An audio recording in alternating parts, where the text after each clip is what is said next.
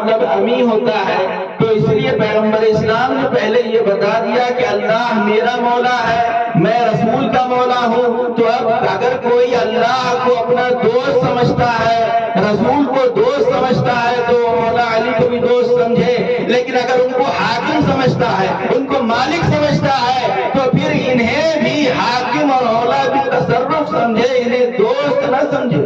اب یہاں پر آپ نے ملاحظہ کیجیے، من کنت مولا ہو فہذا علی مولا میں جو فے ہے،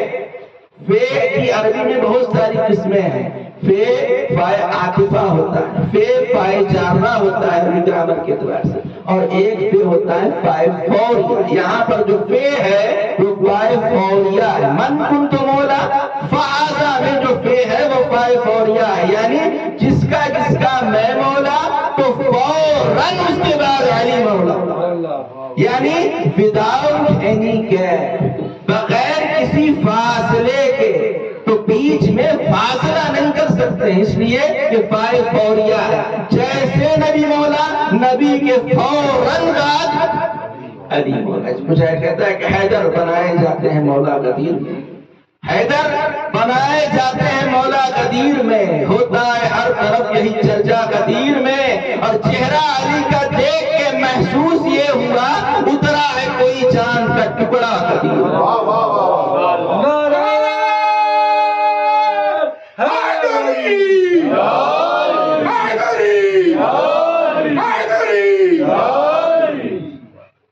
اترا ہے کوئی چاند کا ٹکڑا غدیر۔ بس پیغمبر اسلام نے اعلان کیا کہ جس کا میں مولا اس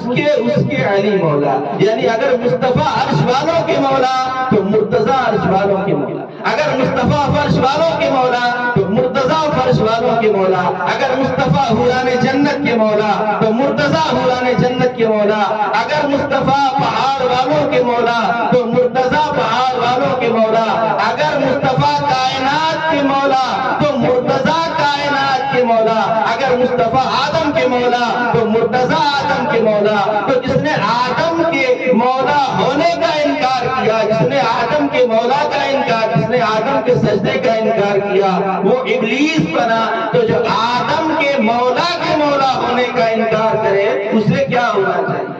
بس جیسے ہی پیغمبر اسلام نے اعلان کیا کہ جبریل آئے لے کر آئے اور مہر تصدیق اللہ کی طرف سے ثبت کر دی کہ الیوم اکملت لکم دینکم واتممت علیکم نعمتی ورضیت لکم الاسلام دینا۔ 1,24,000 نبی آئے، آدم آئے، شیس آئے، موسیٰ آئے، عیسیٰ آئے، مہلائیل آئے، انوش آئے، جرجیس آئے، الیاس آئے، خضر آئے، ایک کے بعد ایک نبی آتے رہے، لیکن اسلام انکمپلیٹ رہا، اسلام نامکمل رہا۔ جیسے ہی ولایت علی کا اعلان ہوا، اسلام بھی مکمل ہو گیا، دین بھی مکمل ہو گیا، نعمتیں بھی تمام ہو گئی، خدا اسلام سے راضی بھی ہو گیا۔ یہ ہے ولایت امیر المؤمنین کی برکت کہ جیسے ہی اعلان ہوا، آج کے دن اللہ نے اسلام سے راضی ہو گیا، نعمتیں تمام ہو گئی۔ تو اللہ یہ ایک پیغام بھی دینا چاہتا ہے کہ بغیر ولایت علی کے جب خدا کا دین مکمل نہ ہو سکا تو مسلمان کا ایمان کیسے مکمل ہوگا؟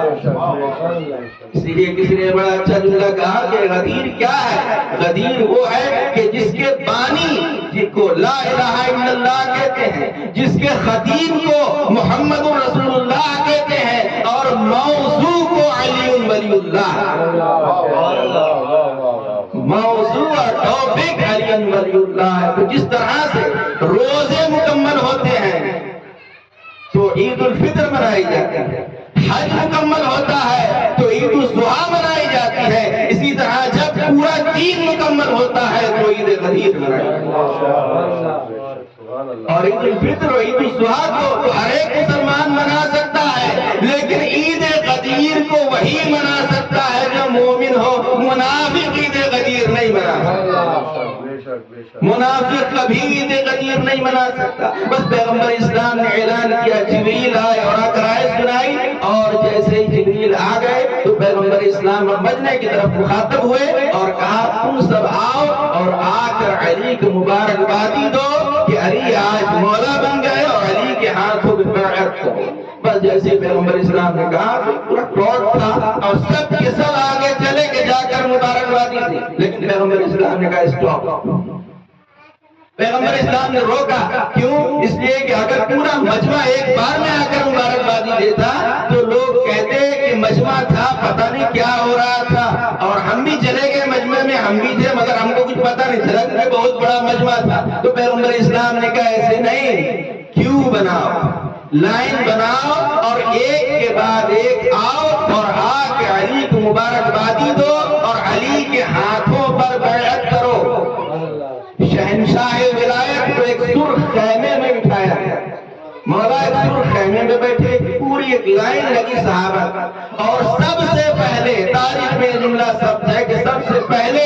جس نے مبارکبادی دی وہ نبی کے ایک بہت بڑے صحابی تھے۔ وہ آئے اور آ کر کہنے لگے بخن بخن یا ابن ابی طالب اصبحت وامسیت مولایا ومولا المؤمنین والمؤمنات، اے ابو طالب کے بیٹے مبارک ہو، مبارک ہو، آج آپ میرے مولا بھی بن گئے اور ہر مومن مرد عورت کے مولا بھی بن گئے۔ تو اب سوال یہاں پر یہ پیدا ہوتا ہے کہ باپ کا نام لے کر مبارکبادی اسی وقت دی جاتی ہے کہ جب باپ بلند ہو۔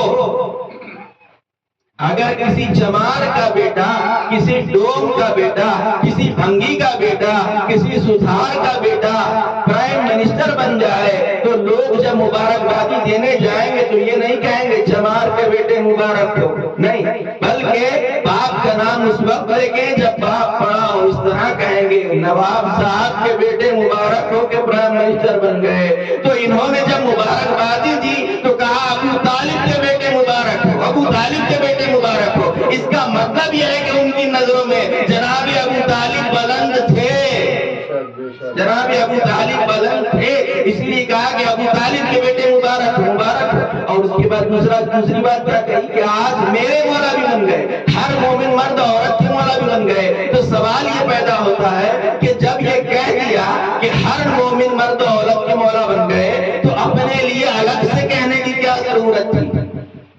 کہ میرے مولا بھی بن گئے اور ہر مومن مرد عورت کے مولا بھی بن گئے؟ اس کا مطلب یہ ہے کہ خود کو نہ مرد سمجھ رہے تھے نہ عورت سمجھ رہے تھے۔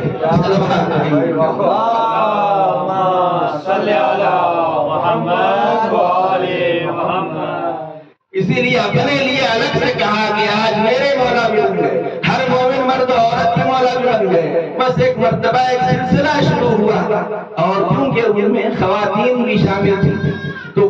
یہ ایسا اہم اعلان تھا اور ایسا اہم یہ بیعت تھی کہ خواتین پر سے بھی ساقط نہیں کی گئی، عورتوں پر سے بھی معاف نہیں کیا گیا عورتیں بیعت نہ کریں۔ اب عورتیں بیعت کیسے کریں؟ اس لیے کہ مسئلہ شرعی بیچ میں حائل ہو جائے، مولا ان کے لیے نامحرم ہے، ان کے ہاتھوں پر عورتیں تو بیعت کر نہیں سکتی، تو اب کیا کیا جائے؟ تو ایک دشت منگایا گیا اور اس میں پانی ڈالا گیا، مولا نے اپنے ہاتھوں کو اس دشت میں رکھا اور پھر کسی خاتون کو جب بیعت کرنا ہو تو اسی پانی میں آ کر وہ اپنے ہاتھ کو رکھ کر مولا کے اس طرح سے عورتوں نے بھی اور خواتین نے بھی بیعت کی۔ اب جب بیعت کا سلسلہ شروع ہوا 3 دنوں تک کیونکہ یہ سلسلہ چلتا رہا، اور جیسے ہی پیغمبر اسلام نے یہ اعلان ولایت کیا کہ اتنے میں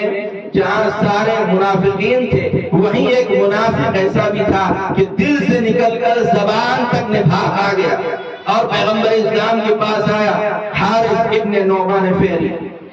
پیغمبر کے پاس آیا اور کہا یا رسول اللہ آپ نے جو اعلان کیا ہے یہ آپ کی طرف سے ہے یا خدا کی طرف سے ہے؟ کس کی طرف سے ہے؟ تو پیغمبر اسلام نے 3 مرتبہ کہا کہ خدا کی طرف سے ہے، خدا کی طرف سے ہے، خدا کی طرف سے ہے۔ لیکن مولا کائنات کی دشمنی میں ایسا اندھا ہو گیا کہ کہنے لگا اگر یہ خدا کی طرف سے ہے تو میرے اوپر عذاب آ جائے، اگر آپ کی طرف سے ہے تو آپ کے اوپر عذاب آ جائے۔ بس جیسے ہی عذاب مانگا کہ قرآن کی آخری آیتیں سالا سائل بعذاب واقع، سوال کرنے والے نے عذاب کا سوال کیا، جیسے ہی عذاب کا سوال کیا حارث نے فوراً آسمان سے ایک پتھر آیا،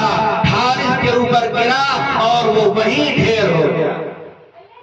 وہیں جہنم حاصل ہو گیا۔ اب یہاں پر ایک سوال یہ پیدا ہوتا ہے کہ آخر حارث نے سوال کیوں کیا؟ اصل بات یہ ہے کہ حارث کو یقین تھا کہ عذاب نہیں آئے گا۔ کیوں؟ اس لیے کہ کسی وقت میں ابو جہل بھی پیغمبر اسلام کے پاس آیا تھا اور آ کر کہنے لگا کہ اللہم ان کان ھذا ھو الحق من عندنا فامطر علینا حجارۃ من السماء، اے پروردگار اگر یہ دین حق ہے اور تیری طرف سے ہے تو میرے اوپر عذاب نازل کر۔ تو جب ابو جہل نے عذاب مانگا تو اللہ نے آیت نازل کی وما کان اللہ لیعذبہم وانت فیہم، اے میرے نبی جب تک آپ ان کے درمیان میں ہیں میں عذاب نازل نہیں کر سکتا، اس لیے کہ آپ کا وجود رحمت ہے، آپ رحمت عالم ہیں، کیونکہ آپ کا وجود ہے اس لیے میں ابو جہل پر عذاب نازل نہیں کروں گا۔ تو حارث کو یہ یقین تھا کہ جب ابو جہل پر عذاب نہیں آیا تو میں تو صحابی ہوں، میں تو صحابی ہوں، میرے اوپر عذاب کیسے آئے گا؟ اور جب عذاب نہیں آئے گا تو میں مشہور کر دوں گا کہ غدیر کا پورا واقعہ رسول کا اپنی طرف سے ہے، خدا کی طرف سے نہیں ہے۔ تو خدا نے یہ قانون بنایا تھا، خدا نے یہ قانون بنایا کہ میرا نبی رحمت عالم ہے، جب تک نبی رہے گا عذاب نہیں جائے گا، لیکن اللہ نے اپنے اس قانون کو غدیر میں توڑ دیا اور یہ بتا دیا کہ جو میرے دین کا دشمن ہوگا وہ تو عذاب سے بچ سکتا ہے، لیکن جو علی کا دشمن ہوگا وہ عذاب سے نہیں۔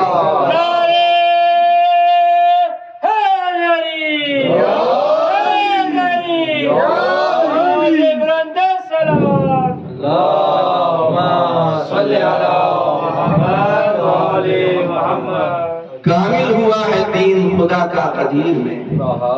کامل ہوا ہے دین خدا کا قدیر میں، جب نور دست نور پہ آیا قدیر، جب نور دست نور پہ آیا قدیر میں، اور کچھ اس طرح رسول کے ہاتھوں پہ ہے علی، کچھ اس طرح رسول کے ہاتھوں پہ ہے علی جیسے سمٹ کے آ گیا کعبہ قدیر، جیسے سمٹ کے آ گیا کعبہ قدیر میں، اور سینوں پہ آیتوں کو اتارا گیا، مگر سینوں پہ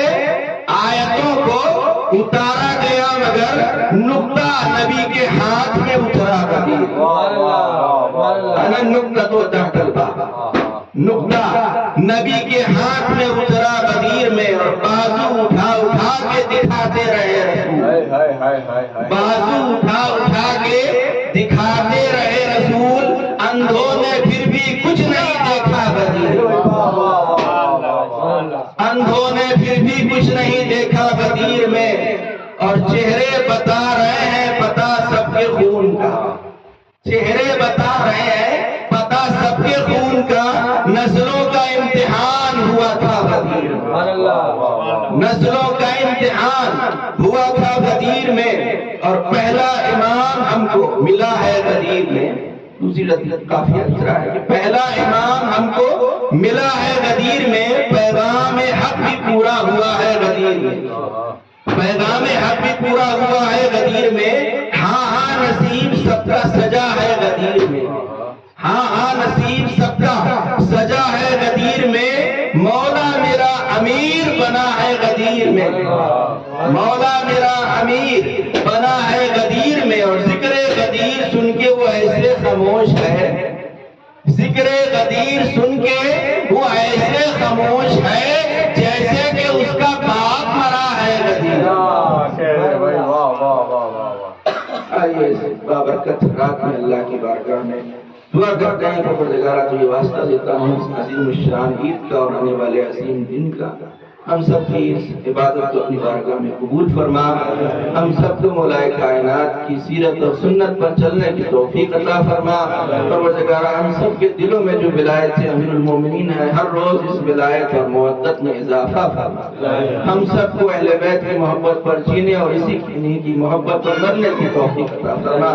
ہم میں جو لوگ پریشان حال ان کی پریشانی دور فرما، جو لوگ مقروض ہیں ان کا قرضہ خزانہ غیب سے عطا فرما، پرچم اسلام کو سربلندی و شرف عطا فرما، پرچم کفر و نفاق کو سرنگون فرما، دشمنان اسلام کو نصب و نابود فرما، ہم سب کو نجف اشرف کی زیارت نصیب فرما، آخرت میں مولا غدیر کی شفاعت نصیب فرما۔